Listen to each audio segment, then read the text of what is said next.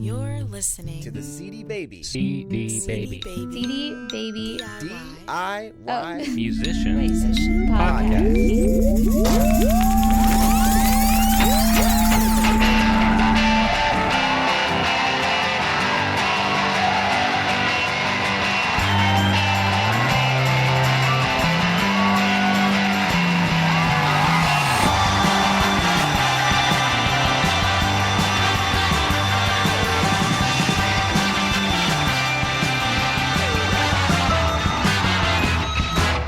Hey there, and welcome to episode number 101 of the CD Baby DIY Musician Podcast.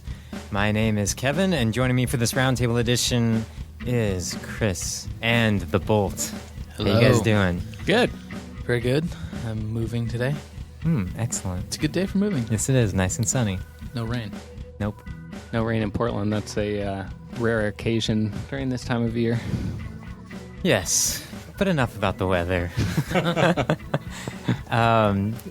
There's no silly string this time. No. And, you know, after last episode's debacle of the Ustream.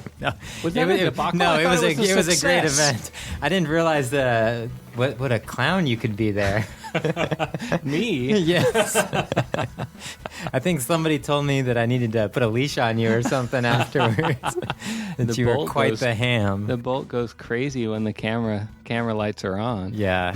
And it wasn't the champagne's fault either, because half of it got thrown out because the silly string got I in stopped it. drinking it after I started drinking silly string.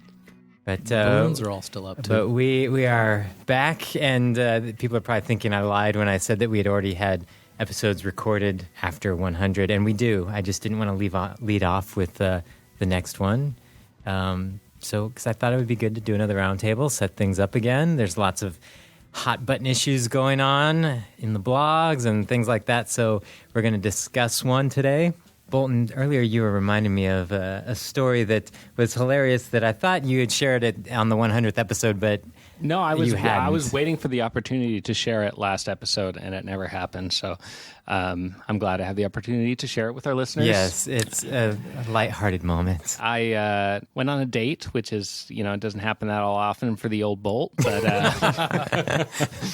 but I did actually have a date, and it was a one date, and she hasn't contacted me since, but I don't know why. Doesn't she know who you are? I know. Doesn't she know who I am? But it was a pleasant date, and she was mentioning how she just couldn't date musicians anymore because of her experiences with men in the past. No, she said she couldn't date people in a band, I think, which is, there's a little bit of a difference, but I think, especially for, a woman dating someone in a band compared to professional She should musicians. be so lucky. Right. Yeah. Anyway, so she mentions that, she just can't date guys who are in bands or whatever. And I was like, well, I'm in a band.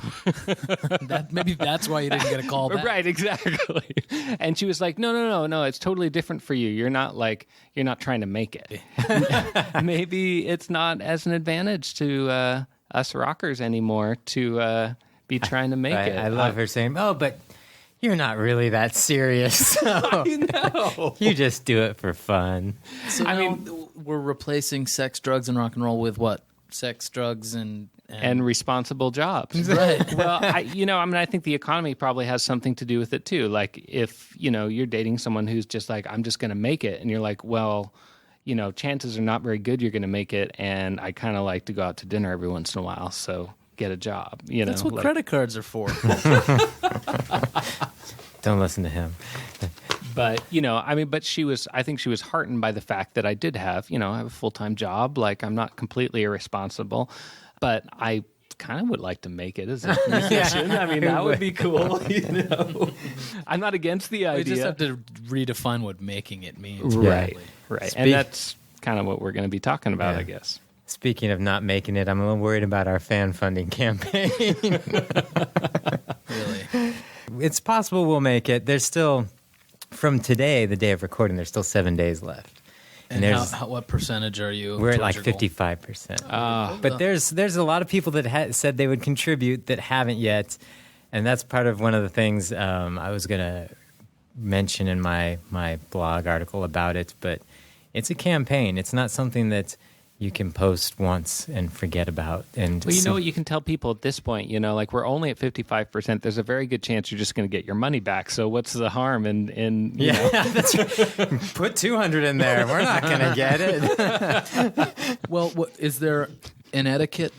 I'm sure there is an etiquette around this fan funding thing, but could you email all of those individual people that you have in mind that haven't contributed that you thought might, and that's kind of appeal to them without begging, but say, yes, that's what Brian Meese, who I interviewed from Rocket Hub, he's been very cool to work with. Like, they send out helpful tips and stuff for your campaign, and he said at this point, you should be seeking out individuals that are interested but haven't contributed yet. Like, I've got a friend who's like, oh yeah, I'm totally going to do this. And he was wanting to do the level where you get, for $50, you get your picture in the album. And then we've had people on Twitter saying, I'm going to sign up to get the pre-release CD as soon as I get home. And they don't, So it's... Just tweet them right back. It's some of those people that... Are you home yet? Well, that was a really long drive home. Days. It took days. So, yeah, by the time this episode posts, will probably be like 2 or 3 days left. So, all you wealthy podcast listeners, help Hello Morning out. Robert Lee King, I expect to see your name there. And now my band in the next week is going to be finishing up some footage to put our campaign together. Oh, so cool. I'll be begging all you podcast listeners next month. We had a band meeting last week. It took us 3 hours to come up with a list of all the things that the incentive, I forget what the official term is, but the rewards. The rewards packages, what the pricing tiers were going to be, what the rewards would be for each of those things. I mean, like, at first I was like, we'll come up with that in like 10 minutes, we'll do some CDs, we'll do this, we'll do house shows. But then 3 hours later, we're like, okay, I think we finally have our list. That's how it was for us. You guys are going to come crawling back to the PayPal method, which Nervous and the Kid used, because we made like $500. We didn't make any videos. There were no special, there are a few special rewards. Like if you paid extra money, we'd say we give you 2 CDs or we give you like a special surprise or something like that. But we did like 3 incentive prices, and that was it. I mean, we just put a PayPal page up. Well, and this just came in on the podcast blog. I haven't even approved the comment yet, but somebody named Terry said the same thing. Why don't you just use PayPal? And the benefit is, because I've thought about that, is that the customer or your fan or whoever is presented with a legitimate looking campaign. Sure. That does provide legitimacy to the transaction and somewhat holds the band accountable to, or at least it seems like they've thought it out more, which you could also do with PayPal. Right. But those sites are sites where people are looking to do those things. So that's part of the argument for it. And I can see both ways. I mean, it's just what works for you is the way to go. But the thing is like we basically just hit up friends and family, and friends and family don't mind going to a funny looking PayPal page and donating money. If you're trying to go a little bit beyond, you're trying to hit your fan base, or you're trying to hit like people who are maybe less familiar with who you are, or even the random contributors that just go to those fan funding sites looking for stuff to fund, then there's obvious advantages to that. Yeah. So I definitely see both sides, but what kills me is that you guys might not make your price point, and then all the work is for nothing. Well, we'll see. We still got time. If we don't make it and we end up with nothing, I'm going to have to take a break because I've put way too much time and effort into this that has not been equally shared, let's just say. Oh, and I need to mention that, we have a lot of talented people in the audience that are musicians, obviously, but a lot of them do other things as well. Levi Spites, who's in a band called The Dundies, he's been a longtime listener of the podcast. He makes guitar effects pedals, and they're very nice handmade effects pedals. And he sent me one to try out, and it's a very cool pedal. So I told him I'd give him a plug on the podcast. The website is LS Effects, llive.com, and that's the letter L and the letter S. And he said he'd give anybody who goes to the website and orders one of the effects pedals and says they heard about it from the CD Baby podcast, he will give them 20% off. So he sent me the overdrive pedal that's an 808 replica, and it is very nice. I'm going to try and get some audio samples like on a YouTube video at some point. But yeah, check that out. I'll put a link in the podcast notes to it. And it's very cool. Thanks, Levi. We've got lots of good news items to get into. We've got our little discussion on Are You Too Old to Make It? Ripped from the headlines. What was that? And then we've got some calls and feedback and all that. So let's get to the news. CD Baby. CD Baby. Music. Music. News. Sysomos, a maker of social media analyst tools, looked at 1.2 billion tweets over a 2-month period to analyze what happens after we publish our tweets to Twitter. Its research shows that 71% of all tweets produce no reaction in the form of replies or retweets, which suggests that an overwhelming majority of our tweets fall on deaf ears. Sysomos' findings also highlight that retweets are especially hard to come by. Only 6% of all tweets produce a retweet. The other 23% solicit replies. The remarkably low percentage of retweets happening on Twitter might be encouraging news for those of us who feel like Twitter outcasts because we don't get retweeted often. Clearly, we are not in the minority. Delving deeper into the research, we see that most replies and retweets happen in the first hour after a tweet has been published.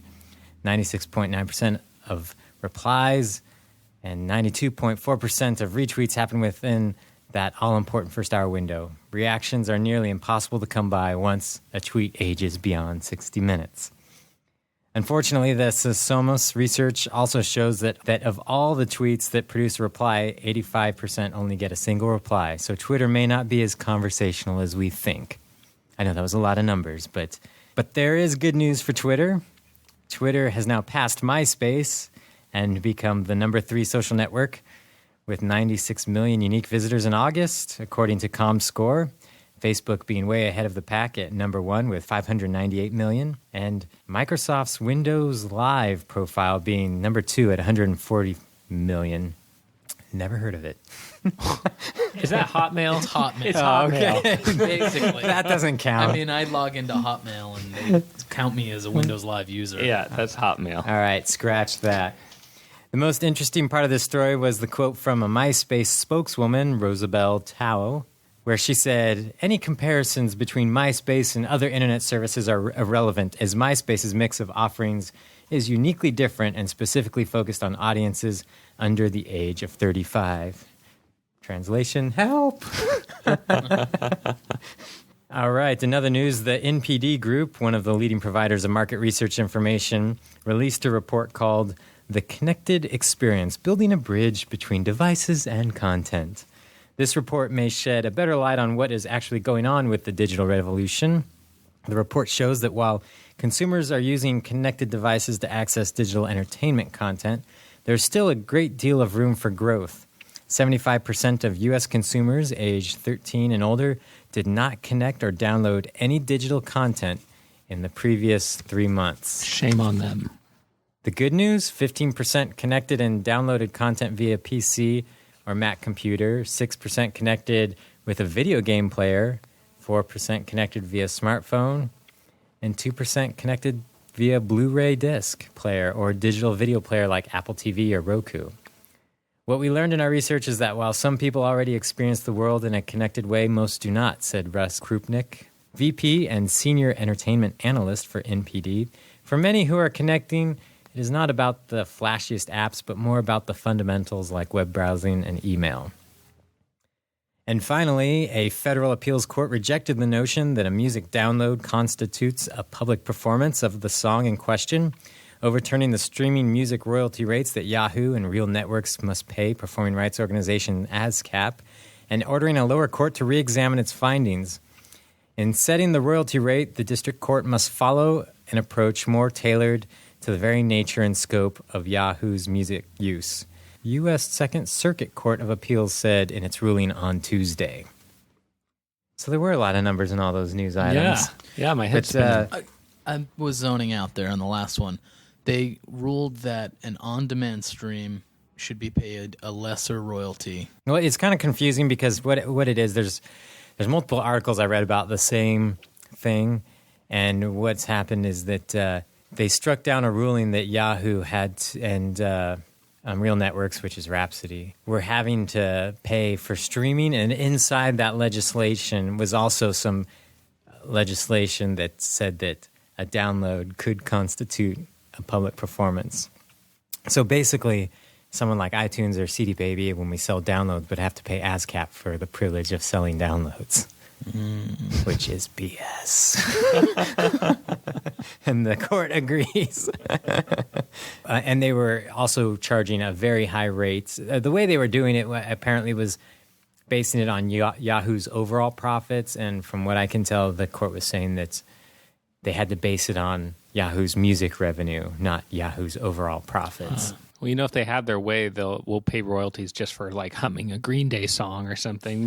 Like Well, if you're humming a Green Day song, we might need You some have other your own measures. issues, yeah. No, I'm sure lots of people love Green Day. Yeah, you're right, though. It's like you walk down the street, whistle, some ASCAP guy's going to bounce you. or they'll just have enough, video surveillance equipment around that they'll just be and audio detection software. They'll be like, Yeah. that guy's humming Green Day, get him. You'll just get your monthly bill for humming songs then in public. once Google gets computer chips in all our brains, Yes. Yeah, they'll know when whatever's we on think repeat. about it. The one thing that study about people, not being as connected is we think. I mean, they were saying they were measuring consumers in general. That wasn't necessarily measuring music fans. So out of consumers older than 13, that doesn't mean all those people are music fans. So I'm sure if you just section that out to music fans, the number of people that have downloaded content would be more. But I would say that there are still far more people that still consume media in like a tangible form than the media likes to admit, like buying a CD or, especially for independent artists, buying a CD at a show instead of going home and downloading it, things like that. Right. I mean, and it's still, I think that, unless you're part of the younger generation that has sort of grown up around computers, it's much easier to to make that sort of transaction, like you don't have to learn a program. You don't have to figure out where you're supposed to go, what you're supposed to download, like what you're supposed to type in your web browser to get the album you want. You just walk into the store and walk out with it. You put it in your player and it plays music.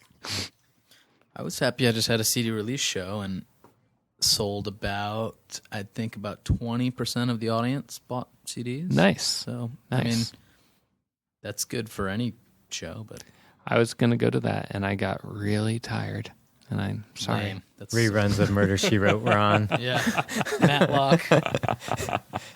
See, I even went. My wife was asking me to stay home, and I said, I must go. I must persevere. I got dressed. I got dressed to go. And you guys act like it's like climbing Everest, dude. It's a show. Chris, when you have two children, You can bring them. It just was all getting out of the ages. house is a challenge. It was all ages. It was all ages? Mm-hmm. Oh, did not know that. So, the first thing we talked about, there's kind of two stories, but both involve Twitter. Twitter's now number 2, but apparently nobody cares because nobody's reading the tweets. A bunch of people talking to themselves, basically. Well, I don't know. That again, these studies are so singularly focused sometimes that it's hard to really understand. I mean, that 1.2 billion tweets, there's a lot of people that suck at Twitter.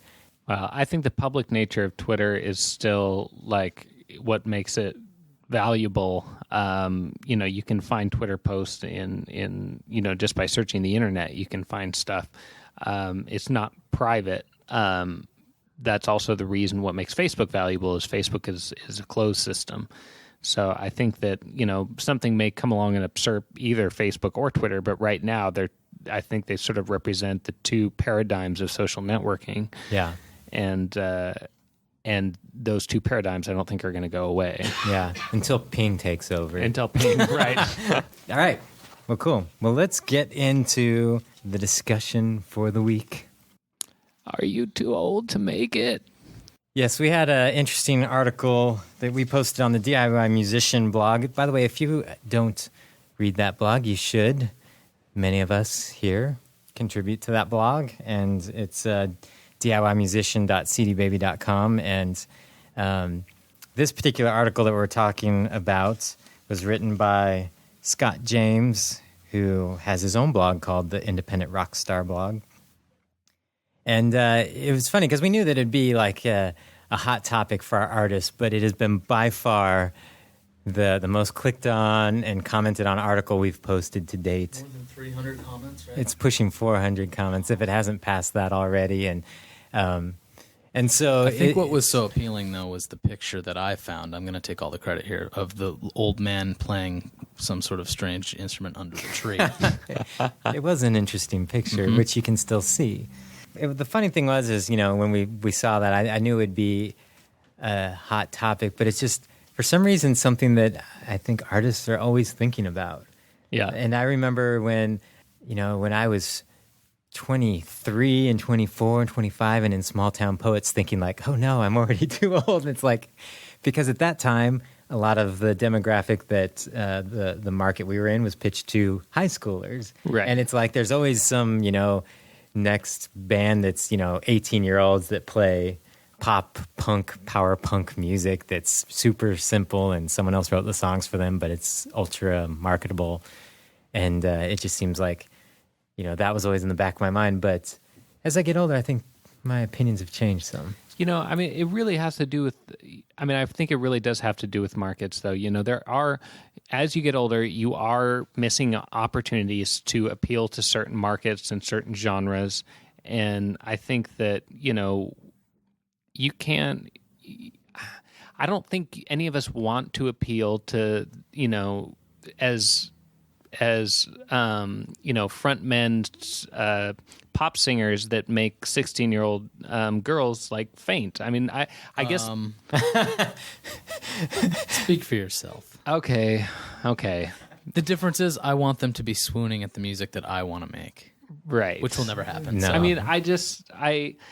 I think that there are all kinds of ways to succeed. And, there's this sort of ideal of being a pop singer that just, takes the country by storm and especially appeals to teenagers.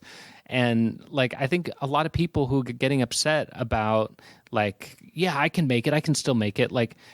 Are you being defensive because you feel like you can still because the buying public for music is teenagers a lot of times. But a good portion of it. That's changed a lot, though.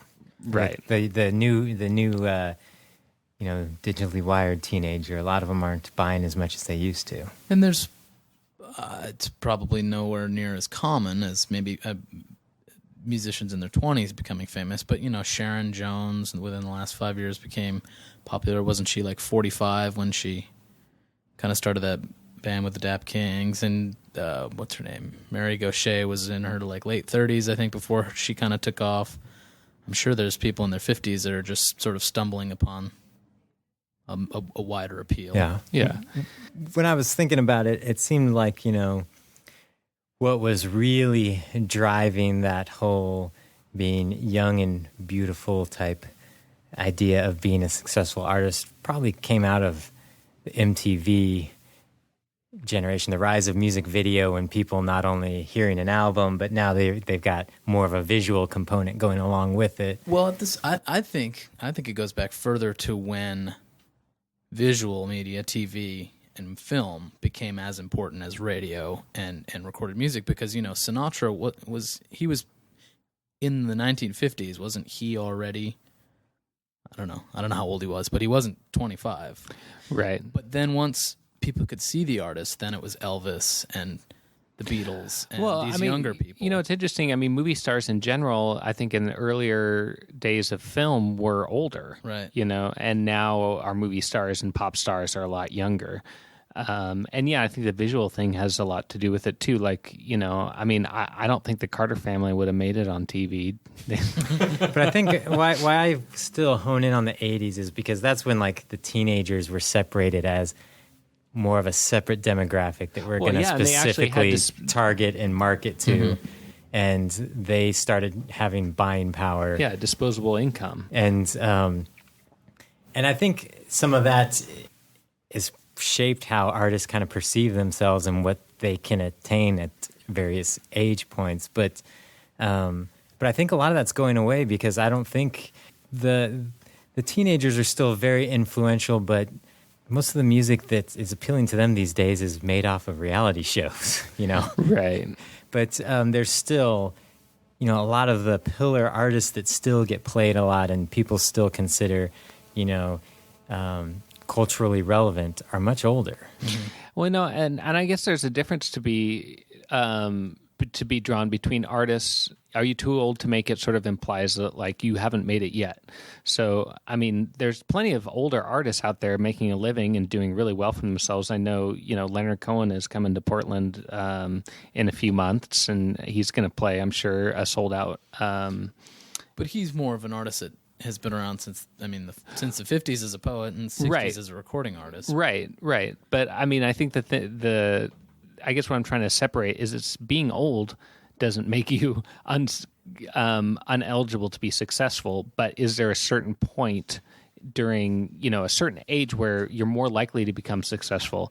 I mean, I guess having a long career like Leonard Cohen has definitely helps. If you know, start playing music when you're in your 70s, you're going to have a harder time building the sort of clout that Leonard Cohen has. You don't have as much time.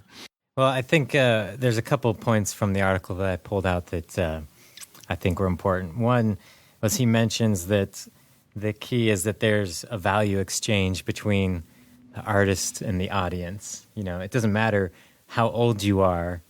If you're somebody who starts playing music in their 50s and writes amazing songs, and there's a genuine value exchange where the audience is really getting something out of what you're doing, then yeah, you're completely have the ability to build a fan base and a following. And to me, I think the bigger issue is more that life just gets in the way. It's not that people don't have talents or the abilities, and I think the market is wide open for anyone at any age to do something. In fact, I think it's probably easier at this point for someone who's older to get the attention of press, you know, because there's usually more life story that goes along with, you know, a struggle to pursue art, and a lot more experience that just makes you more interesting than just another 20-year-old group of 20-year-olds in a band that's wants attention. That's one thing I was thinking of is I feel like I've reached a certain point in my life where I'm not really interested in what a 20-year-old has to say.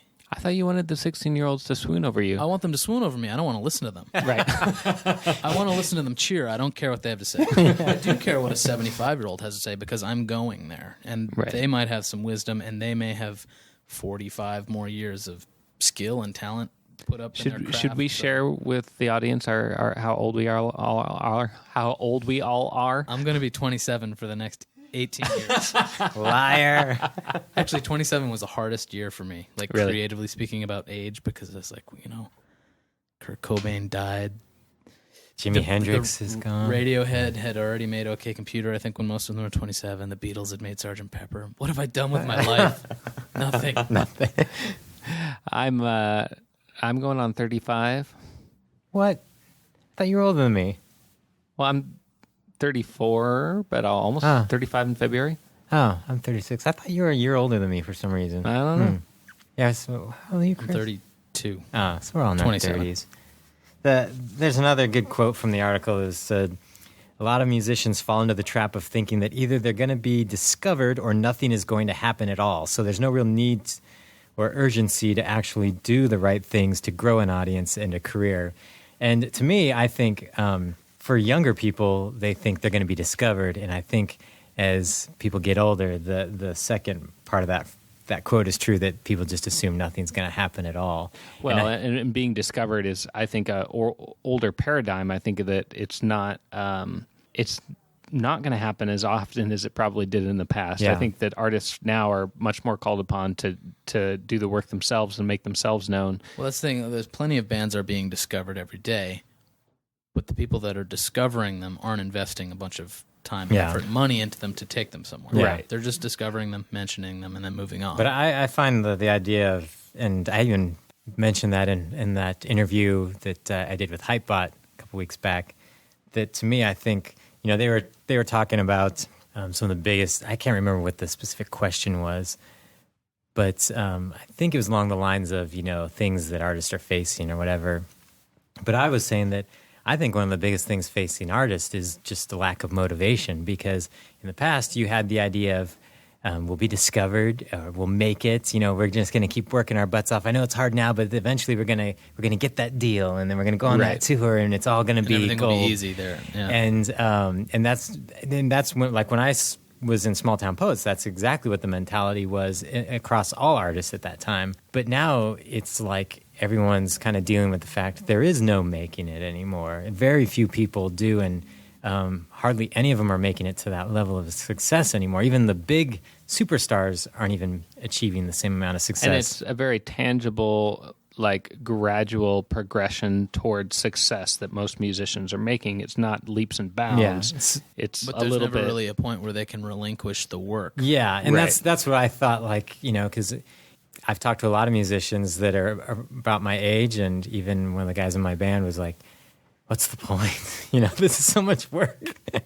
And that's, I think, because you don't see like this big payoff at the end. It's just like this slow, gradual build where we have built an audience. We have accomplished a whole lot in a year, but at the same time, it's not like, okay, now we can just do this full time and write our big hit record, our, computer. And it's just not going to happen that way. I mean, there is, the exponential growth of an audience does happen, and it does happen online. It just doesn't always generate a lot of money. I mean, you look at like in an extreme example, I know we've talked about the Chocolate Rain video or whatever.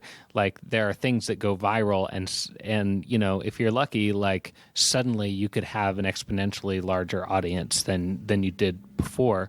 But the thing with the internet is so much of it is just a flash in the pan. You can gain 100,000 fans for a month, and then they've moved on to something else the next exactly. month. I mean, I think that it's so easy to be like, God, what are we doing this for? Like we're not getting very much out of it.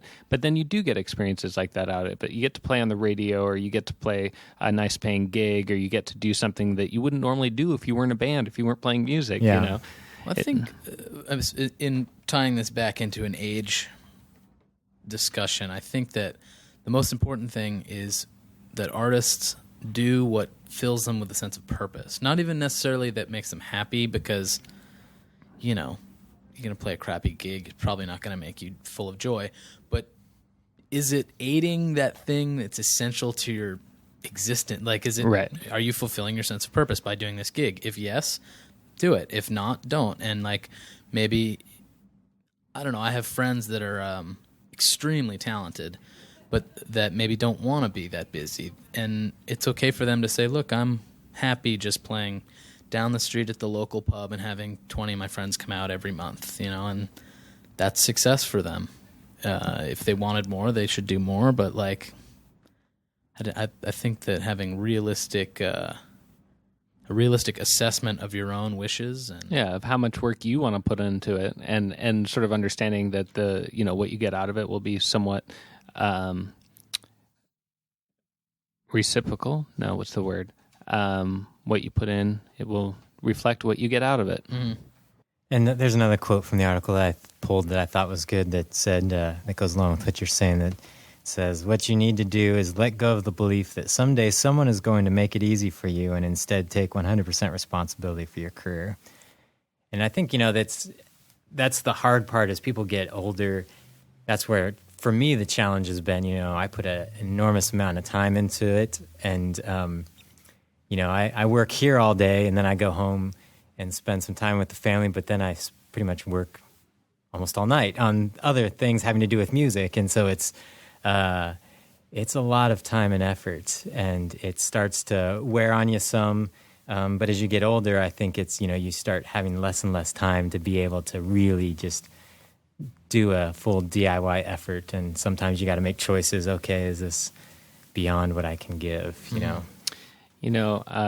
I watched a really neat video recently. It was Kurt Vonnegut giving a graduation speech at a college, and he said among many other amazing and inspirational things he told the college students, I want everyone to go home tonight and write a poem, the best poem you can. Spend as much time as you want on it. Just make it the most honest and beautiful thing you can possibly make. And when you're done, don't show it to anybody. Tear it up and let it go. And his basic premise was that like creating art in itself is a valuable exercise to you, and it's I think that it's something that benefits even if you were never to show if your song never sees the light of day, that experience is worthwhile, and the creative experience is worthwhile to our health as human beings as much as anything else. Yeah, there's self-discovery, you're passing time it's puzzle solving, and you're making yourself smarter, and there's so many good things. Everyone should write a song or a poem. Everyone should write a song. Let's all write a song right now and then tear it up. Don't send it to CD Baby. Right. And you don't even have to tear it up. You just have to delete the MP3. It's easy. I've done it on accident many times. That doesn't surprise me. It was something that I heard recently that I thought was inspiring was an interview with Nels Cline, guitar player for Wilco. And he's in his 50s. And he started playing for Wilco when he was 51. He was saying that he just couldn't give up on the dream. And he was just saying that you never know. It doesn't matter how old you are. It was just, for him, he was still relevant as a player. And that's what his passion was in life. And he said that he was so glad to join Wilco for obvious reasons, but also he had been like basically driving all over the California area to play at various gigs, to just make ends meet. And then, Wilco comes along and, when most people would have given up long ago. Well, and that's another good Not point. that he was not doing cool things before then, but, it wasn't as prestigious of a gig. And that's another good point. If you're not the lead singer, it really doesn't matter how old you are. That's right. And if you're smaller guys like Chris and myself, they can make you look as young as they want. Exactly. All I have to do is shave, That's right. and I'll look 25 again. If you put a baseball cap on me, I get carded at movies. I still get carded all the time. I love it. What did that just remind me of? We were talking about Wilco. Well, there's a lot of bands that you might not think, I think, that do have older players in them, that because they have, Gwen Stefani up at the front or whatever, that you just don't think about it. Oh, that's what it was. I was watching maybe like a year or two ago, John Mayer was on Austin City Limits, and I'm not a huge fan of his songwriting, but he's an amazing guitar player, and his band was incredible. So I watched the whole thing, and I was just riveted by what a good performance it was. All the other guys in his band, they look 50, 60, like old dudes, but amazing players. Careful. What? Old dudes. Sorry. Sorry to all That was Chris, all right? I'm gonna get Do in not trouble. direct the hate mail Let to me me. apologize up front to all the old people I just insulted. Old to be playing along a 28-year-old pop star. And I think the cool thing is that, I saw it when I was living in Nashville all the time, is that there's so much more depth of experience in their playing and their abilities and their craft as they get older. An artist that's been pursuing music for that long has all that many more years of experience. And I think it's, a cool thing.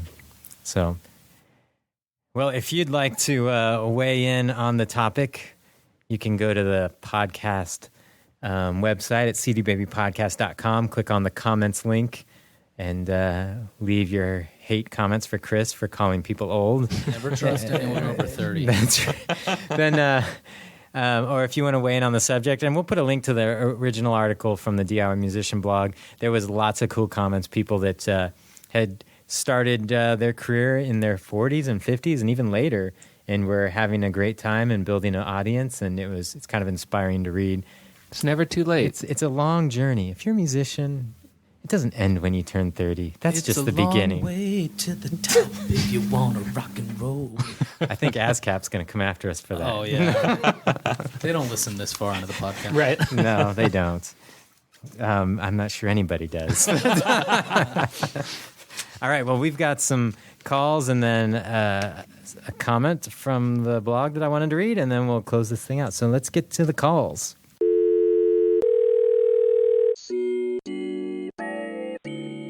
Hey guys, my name is Tommy Baxter, and I'm a student at UCLA. I just wanted to let you know you're doing a great job. I've listened to every episode. You get great people and have great interviews, and I like your roundtable discussions too. Sometimes I listen when I get ready for school and when I'm getting breakfast or something like that. My girlfriend or someone finds me laughing out loud, and so they catch me there. But just wanted to say, keep up the good work. I've listened to every episode, and I think it's great. I'm learning a lot, so thank you. Bye. Hey guys, what's going on? My name is Jesus Perez. I'm a gospel hip-hop artist from Middletown, New York. I go by Gospel City. You can check me out at www.welcometogospelcity.com. I had a question. I had got some advice before about trying to get to as many sites as possible, social sites, music sites like Bebo and YouTube and Ustream and Twitter and all those other things. And it's just, I don't have a PR department where people can do that for me. So is it worth it to get as many places as possible or focus on the 3 or 4 that are kind of booming right now, which is like Facebook and MySpace, Twitter, things like that? Is it worth it to go after the big ones or go to as many as possible? I personally don't have the time to update 25 different sites. So that's my question. Like I said, my name is Jesus Perez, Gospel City. Check me out. Welcome to gospelcity.com. I love you guys, man. You guys are awesome. I listen to you guys all the time. Keep up the good work.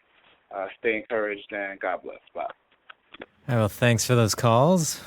My advice would be to use the ones that you enjoy using the most, because obviously that's where you'll put in your best work and you'll be encouraged and enthusiastic about going there to update things. And 2 years ago or a year and a half ago, people would say, you got to be everywhere. And I think everyone's realized that You can't be everywhere. Yeah, and so picking the ones that you like and the ones that seem to work for you, even if it's just one, Well, and what I would suggest, having a blog, syncing that blog to Facebook and Twitter, and spending time when you can updating those social networks. have any of you guys been tempted to shut down your MySpace pages? Sure. Or at least direct them somewhere else? Say we don't live here anymore. Come visit us here. I haven't, just because I still see people in the media always pull a MySpace page for some reason. It boggles my mind when, we have our band website with audio clips and everything else on it. They'll still reference MySpace. I'm like, why? Every time I log into MySpace, I feel like I'm getting into a really awful time machine. We've got one more call. Somebody who called from Spain, I believe. We're international. Hey, fellas. My name is David. I live in Barcelona, Spain. You might have recognized me, my name coming up on various social media platforms lately because I've gotten in touch with you guys in a few places over the last few weeks. This phone call is going to be a little bit long, so I have to try to keep it as close to 2 minutes as possible, but I have definitely a lot to say. I'm one of those people who found out about the podcast relatively recently. I found out about a month and a half, maybe 2 months ago, and I've kind of caught up just yesterday. I listened to the 100th episode, and, oh man, I'm depressed because I've been listening to about 2 to 5 episodes a day for the last month and a half. And, I really think CD Baby needs to pay you guys to put podcasts a couple episodes a day. There's definitely a hunger for it because all the listeners, all the feedback that I've read and all the listeners that call in seem to be as enthusiastic about it as I am. So it'd be great to see more episodes. I do have a few suggestions. One suggestion I have, a few suggestions for episodes that I'd love to see. The first is an episode about kind of financial arrangements for bands that are not making any money yet. When one person is the band leader and the main songwriter. I'm a singer and a songwriter, and I'm writing 95% of the material that we play. And a kind of similar situation, I think, to Chris and the Bolt. I'm not sure exactly what the arrangements are with Hello Morning. It seems more of like a collaboration, but, it's kind of like this is my project, and, there's a good band vibe going right now, but, there are expenses, and I'd love to hear, I'm sure there aren't standards, and it depends on the relationships of the people in the band and the financial situations of the people in the band, but I'd love to hear how you guys are doing it, maybe get some feedback from other people about how they're doing it, because I'm sure different bands do it in different ways in terms of who puts chips in for recording costs and what the financial arrangements are for all these things amongst the band. I think that'd be a really cool episode.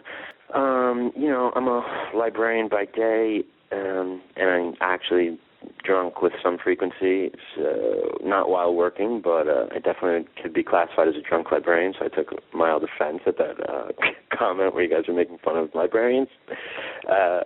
But I would love to see some, we're looking to kind of expand and maybe do some touring, especially over the summers because I work in a school, and I want to get, I'd like to know how booking agents consider looking at people. I heard one statistic a while back that this one booking agent wouldn't even consider dealing with a particular artist until they had 30,000 hits on their or on their MySpace page, which really annoyed the hell out of me because, I'm like, I've got a super functional website, which I built through WordPress, and now I feel like I'm directing people back to my MySpace page just to build up my hits because so many people are still looking at that, which is so lame. Anyway, I guess that's all I wanted to say. Keep up the good work, guys. Absolutely love the show, and really, you guys are great. Later. Thanks for the call, David. We're actually going to edit the call, David, so when you hear it, it'll be a little bit shorter than what you originally said. But David's a librarian, and apparently one of you made a drunk librarian comment. I was thinking the drunk librarian sounds like something I would say, and I was probably drunk when I said it. So. One of my good friends is a librarian, so I don't know. I may have been made fun of them, but in a very friendly way. I don't know any librarian jokes, so I know it wasn't me. So, but we appreciate the call from Spain. Yeah. One thing I was going to say, one of two things. It's not exactly the question he asked, but we did post on our blog, on the DIY musician.cdbaby.com blog, an article about how to talk about money with your band when you feel like you're the person that's doing most of the work. The article's written from a point where maybe you're already frustrated and defensive about the issue, but I think the same principles could apply if you were just being proactive and preempting any frustration. So I would read that. I forget exactly what it's called, but it's like how to deal with frustration if you're doing most of the legwork. Was that posted in the last couple weeks? Last couple weeks. So you should be able to find it if you just go to the DIY musician blog. The other thing I was going to say is my situation has changed a little bit with my band because we used to have a larger band where it was very much my thing with side people, and I'm trying to shape it more into a 4-piece band. I still write most of the material, I still foot most of the bills, but it's feeling like a cohesive unit. So I had a discussion with the guys about what they felt comfortable with because I was hoping that we could get to a place where the money we earned goes back into recouping costs. Right. I wasn't sure how they felt about that because obviously their name's not on the marquee. They're the Fear of Heights. They're not Chris Robley. So I didn't want them to feel like they were being taken advantage of. I wanted them to feel appreciated, blah, blah, blah. So anyways, we went out and had a discussion about money. It was great. I would just do that with your band. That's my advice. Go out, talk about your concerns, talk about wanting to honor their contribution, but also explain the realities of all your expenses and see what they say. I've never we've never made a ton of money at gigs in this recent incarnation of our band, but it's sort of gone unsaid, or at least I assume it's gone unsaid. No one's said anything to me that if there's money, I just take it and put it in the band fund, and the band fund pays for, whatever.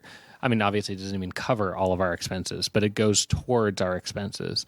And that right now is our financial formula. If we get money, we put it into recording, or we put it into T-shirts, or we put it into whatever cost happens to come along, and usually it doesn't cover it. So, it's kind of like negative money. But it's still good to have the discussion, because what if you made a video and 1 million people watched it on YouTube and all of a sudden there is money? Now what are you going to do with it? Right. And people could resent you if you're still pocketing it. or putting it in the band fund that you control or whatever. Right. And I've thought about actually starting a separate bank account or something, because because I don't keep meticulous records a little bit. I'd feel a little bit funny cashing checks and going to my personal account. Right. Have you ever set up a separate bank account?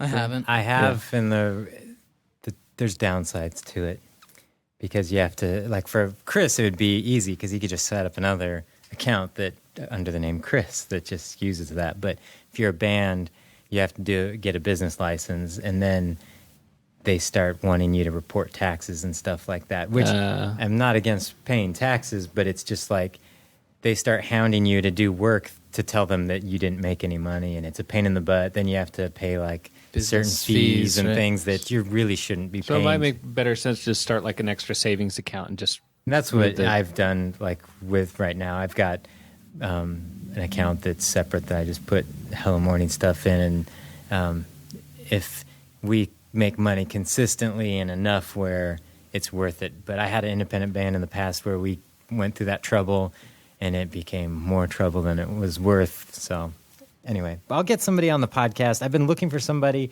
It's hard because it's like people with that kind of real experience and knowledge. It's not like they have websites. Hey, I can do your band, set up your band business, you know? Right. So it's harder to find those people, and I want to make sure they're the real deal and not somebody who's just giving crap advice on that kind of stuff, because I don't want anybody to get in trouble and say that we told them to do it.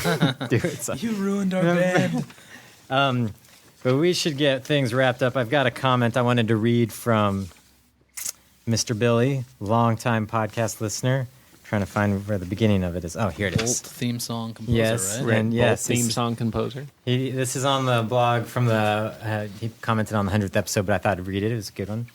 Hello, all. And he says, Robert Lee King included. And he says, are you like Murray the K now, the fifth Beatle or fourth CD Baby DIY guy? That was his message to Robert. Thanks for including Bolt Gets a Theme Song as one of the top 5 episodes. It's funny, I didn't realize that the lyric, The Bolt Would Stick is your name, Chris. Even Robert Lee King, who basically said I had no right to create your theme song, today refers to you as The Bolt. I guess I'm a visionary. Look for Chris and Kevin theme songs in 2011. Awesome. On a side note, my top 5 are, no particular order, the episode number 82, Brian Mazzafari, I Fight Dragons. Number 96, Jack Conte of Pamplemousse and the video song. Number 55, David Nevue, Building a Music Career Online. Number 94, Martin Atkins, Tour Smart. And number 7, Jonathan Colton, turning one song a week into thousands of new fans. In my humble opinion, I believe that listening to these 5 episodes over and over will give you more bang for your music career than most music marketing books, courses, and consulting sessions ever will. These episodes give you more useful information for free than almost anything else I've heard in my 30-plus years of full-time gigging as a recording artist. And yet, with all this experience, he has in quotes, I'm still learning from Kevin, Chris, and The Bolt. Great work, guys. From 1 to 100, I celebrate your entire catalog. Mr. Billy.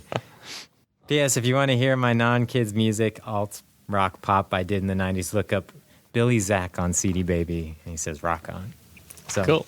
Mr. Billy's been a long-time listener and supporter, so thought I'd share his comment, and we appreciate it. Is that a tear I see in your eye, Kevin? I'm crying over here. No, we appreciate it. And your participation, people like Mr. Billy who've made this an enjoyable experience, keep us going, and provide us with fun theme songs. Indeed. That would be awesome in 2011. Get our own themes. That's right. We'll be looking forward to that. No pressure. No pressure. No pressure. Please do it before we decide to stop podcasting. Like that'll happen. Before they make us stop. All right. Well, I think that's going to do it. Again, if you'd like to call in with your comments or feedback, the phone number is 206-426-5683. That number is also on the podcast website, cdbabypodcast.com, where you can leave comments on the show notes for each episode. You can weigh in there. Lots of conversation goes on there, and we chime in as well from time to time. And you can also email us at info@cdbabypodcast.com. So I think that's going to do it. We'll catch you next time. Wicked. Adios. All right. See ya.